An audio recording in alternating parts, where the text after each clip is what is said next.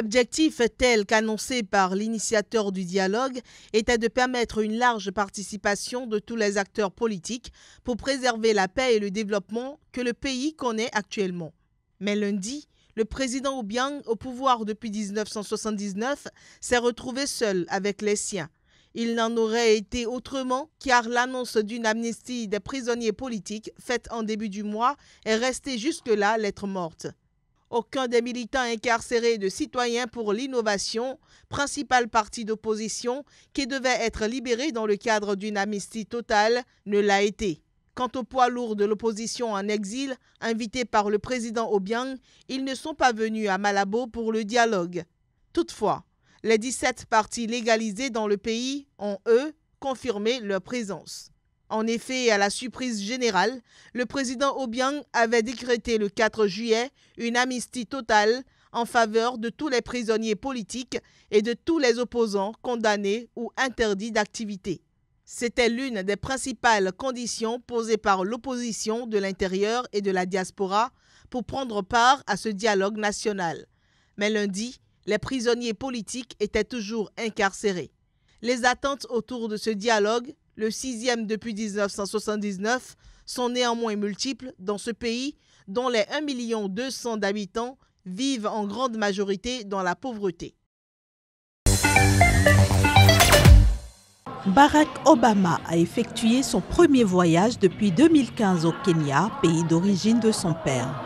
Ce lundi matin, sous très haute sécurité, il s'est rendu dans le village de Kogelo, dans l'ouest du pays, où son père est né et est enterré. Sur place, il est allé voir la matriarche de la famille Obama, Sarah, que l'ex-président appelle affectueusement grand-mère, même s'ils n'ont pas de lien de sang. Il a ensuite rencontré d'autres membres de sa famille avant d'inaugurer un peu plus tard un centre de jeunesse créé par sa demi-sœur Uma Obama. Ce centre ultra-moderne devrait permettre aux jeunes de la région d'avoir accès aux livres, à Internet et à des activités sportives. Ils pourront aussi recevoir des cours d'éducation civique, de finances, sur la défense de l'environnement ou encore l'éthique de travail. Barack Obama a estimé que le centre permettrait de responsabiliser et éduquer la jeunesse locale pour qu'elle puisse demander des comptes à la classe politique et faire des choses remarquables qui changent le monde.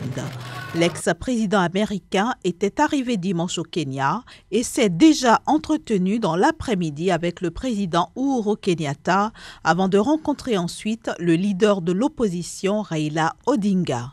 À l'issue de son séjour kényan, Barack Obama s'envolera pour l'Afrique du Sud où il prononcera un discours très attendu à l'occasion du 100e anniversaire de la naissance de Nelson Mandela.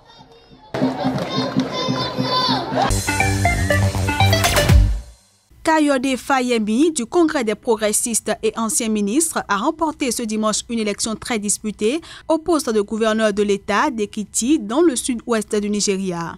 Il a battu le gouverneur sortant Olusola Eleka du Parti démocratique populaire d'opposition. Un important succès pour le camp du président Muhammadu Buhari à un peu plus de 6 mois de la prochaine présidentielle qui doit avoir lieu en février 2019.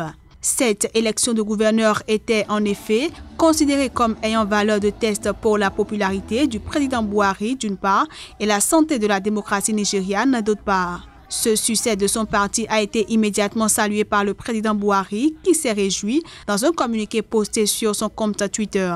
Muhammadu Buhari, élu en 2015, est le premier opposant de l'histoire du Nigeria à l'emporter sur le président sortant dans un scrutin largement considéré comme libre et honnête. Mais la présidentielle de 2019 ne s'annonce pas facile pour le chef de l'État sortant. De nombreux Nigérians se disent déçus après une période d'optimisme initial. 2 jours déclarés chômés payés pour accélérer le retrait des cartes d'électeurs au Mali à moins de 2 semaines du premier tour de l'élection présidentielle. Cette mesure envisagée par le gouvernement a pour objectif de tout faire pour éviter un faible taux de participation lors de ce scrutin. L'opération de retrait des cartes d'électeurs à l'intérieur et à l'extérieur du Mali a été lancée depuis un peu plus de 3 semaines, mais l'opération a ensuite été plombée par une grève des administrateurs civils. Selon un récent bilan, le taux de retrait qui a lentement évolué est de 57% sur toute l'étendue du territoire national. Les électeurs potentiels se déplacent plus dans certaines régions administratives telles que Sikasso, où le taux officiel de retrait des cartes d'électeurs est de 71%. Si on enregistre également des chiffres de retrait acceptables dans les régions de Ségou et de Tombouctou, à Bamako, la capitale par contre, il est estimé à seulement 40% des inscrits. Le taux est encore plus bas du côté des Maliens de l'étranger. Seulement 19% des cartes ont été retirées. Le Nigeria va rapatrier des dizaines de ressortissants bloqués en Russie après s'être fait arnaquer en achetant des fan ID, documents qui dispensaient les supporters de visa durant la Coupe du monde de football. C'est ce qui ressort du communiqué de la présidence publié ce lundi. Ces Nigérians avaient acheté des fan ID à 250 000 naira, soit 600 € avec l'espoir de pouvoir s'y installer et d'y travailler, voire d'intégrer une équipe de football. Or, les fan ID ne permettent pas de travailler en Russie, ni d'y vivre de façon permanente. Selon l'ambassadeur du Nigeria en Russie, aucune personne coupable de ce crime ne sera libérée. Le gouvernement nigérian n'a encouragé personne à venir ici pour chercher un emploi ou s'installer en Russie ou à utiliser la Fédération de Russie comme tremplin vers d'autres pays. Nous n'avons encouragé personne à le faire et quiconque fournissant des informations ou conseillant des gens dans ce sens commet une fraude.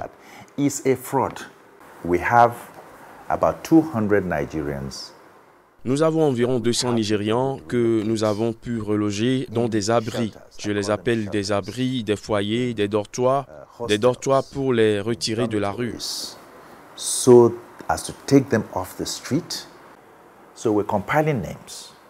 Nous sommes en train de compiler des noms.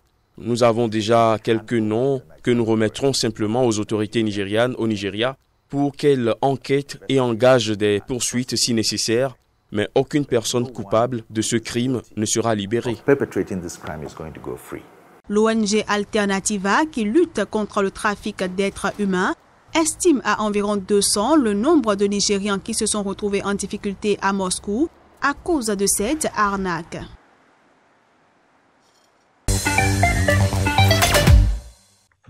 L'UPC se met déjà en ordre de bataille pour 2020. La victoire à la prochaine élection présidentielle, c'est tout l'enjeu du prochain congrès du Parti du Lion. Le congrès, qui est une instance statutaire du parti, travaillera non seulement à renouveler la composition des organes dirigeants du parti, mais aussi et surtout à réfléchir sur d'autres stratégies idoines pouvant permettre à l'UPC de parvenir au pouvoir en 2020. Afin de permettre au peuple burkinabé de vivre dans la paix, la cohésion sociale, la sécurité et la prospérité. Un congrès de l'Union pour le progrès et le changement qui se tient dans un contexte de crise au sein du parti depuis que des députés frondeurs ont créé un groupe parlementaire à l'Assemblée, l'UPC-RDI. Daouda Semboro, président des dissidents, conditionnerait sa participation à ce congrès par la garantie de sa propre sécurité. La crise est vraiment derrière nous et nous avons l'habitude de dire que c'est un épiphénomène pour nous. Il y a cette égalité parfaite pour ceux qui veulent postuler, à condition que vous soyez des militants. Rappelons que ce congrès de l'UPC, le 20, 21 et 22 juillet prochain au Palais des Sports de Ouagadougou, se tiendra sous le thème UPC, stratégie pour une victoire éclatante en 2020, synonyme de paix, d'unité nationale, de sécurité et de prospérité. La Cour d'appel de Dakar a rejeté ce mercredi la demande de remise en liberté du maire de la capitale, Khalifa Sall, condamné en mars dernier pour détournement de fonds publics. Cette requête, présentée par la défense, formule les demandes de nullité de la procédure et de libération d'office de Khalifa Sall. La défense avait justifié sa demande d'annulation de la procédure et de remise en liberté de Khalifa Sall par un arrêt rendu le 29 juin dernier dernier par la Cour de justice de la CEDEAO. Cette juridiction communautaire a considéré que ses droits, notamment à la présomption d'innocence et à un procès équitable, ont été violés et jugé arbitraire sa détention entre la validation en août 2017 de son élection comme député et la levée de son immunité parlementaire en novembre. Selon la défense, cet arrêt qui condamne en outre l'État sénégalais à des réparations de 35 millions de francs CFA s'impose à la justice sénégalaise et annule la condamnation. Mais le président de la Cour d'appel a toutefois déclaré que les arrêts rendus par la Cour de la CEDEAO n'impactent pas les procédures pendantes devant les juridictions nationales. Les élections municipales et régionales auront lieu le 13 octobre en Côte d'Ivoire. Cette date a été retenue par un décret du gouvernement sur proposition de la Commission électorale indépendante. La date exacte de ces scrutins était attendue depuis plusieurs mois. Ces élections devraient permettre d'élire des conseillers régionaux et des conseillers municipaux. Au-delà des élections locales d'octobre, c'est la prochaine élection présidentielle prévue dans 2 ans qui mobilise toute la scène politique ivoirienne. Cette annonce de la date des municipales et régionales survient dans un contexte d'effervescence politique 3 jours après le lancement d'un parti unifié par le président ivoirien Alassane Ouattara. L'Assemblée générale constitutive du Rassemblement des oufouettistes pour la démocratie et la paix RHDP s'est tenue à Abidjan et elle a porté le chef de l'État à la tête du mouvement. Le RHDP regroupe le Rassemblement des Républicains RDR, le parti du président Ouattara et des personnalités de plusieurs autres partis. Mais le Parti démocratique de Côte d'Ivoire, PDCI, jusqu'ici grand allié du RDR dans la coalition au pouvoir, a refusé de se joindre au RHDP, mécontent des termes de l'alliance proposée. À quelques jours de la clôture des assises du 6e dialogue national en Guinée équatoriale, les travaux vont bon train, selon le secrétaire général du Parti démocratique de la Guinée équatoriale, le parti au pouvoir. Je pense que le bilan, même étant préliminaire, est positif du point de vue du Parti démocratique de Guinée équatoriale. D'abord parce que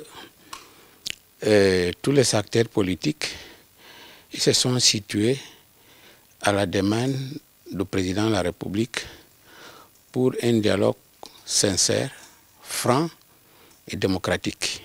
Pour ceux des partis politiques qui ont boycotté le dialogue, le secrétaire général du PDG est formel.